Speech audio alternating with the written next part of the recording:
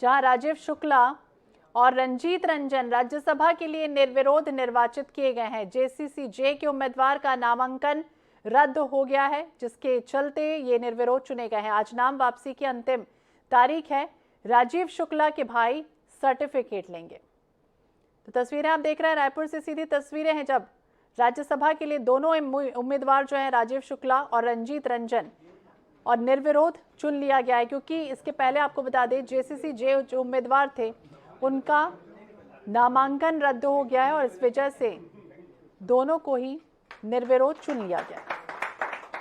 उनके भाई पहुंचे हैं, राजीव शुक्ला के भाई पहुंचे हैं सर्टिफिकेट लेने के। हालांकि आज अंतिम वापसी थी, नाम वापसी की, नामांकन प्रक्रिया की स्क्रूटनी हो चुकी थी और उसके बाद नाम वापसी की आज अंतिम तिथि थी। और जैसे ही जेसीसी-जे के उम्मीदवार का नामांकन रद्द हुआ, दोनों को जो है वो चुन लिया गया है। तो राजीव शुक्ला और रंजीत रंजन जो है निर्विरोध चुने गए हैं। ये तस्वीरें आप देख रहे हैं, राजीव शुक्ला के भाई हैं जो सर्टिफिकेट लेने के लिए पहुंचे हैं।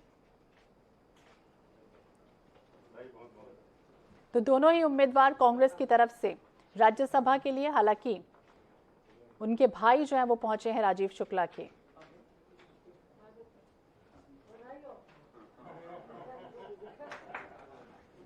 तो एक दूसरे को पुष्प गुच्छ भेंट कर स्वागत करते हुए दिखाई दिए हैं, एक दूसरे को शुभकामनाएं दी गई हैं, क्योंकि छत्तीसगढ़ से राजीव शुक्ला और रंजीत रंजन राज्यसभा के लिए निर्विरोध चुन लिए गए हैं।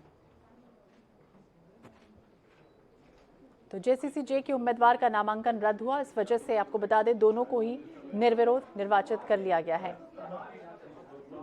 तो रायपुर की तस्वीरें आप देख रहे हैं, हालांकि राजीव शुक्ला के भाई जो है वो पहुंचे हुए हैं और उन्होंने सर्टिफिकेट जो है वो ग्रहण किया।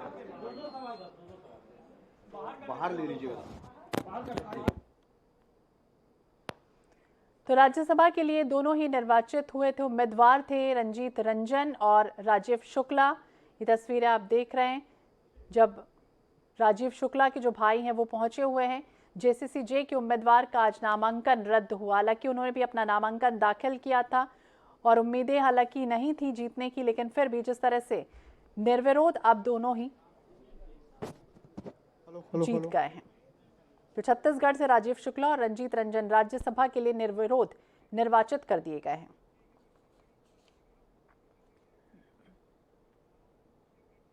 और इस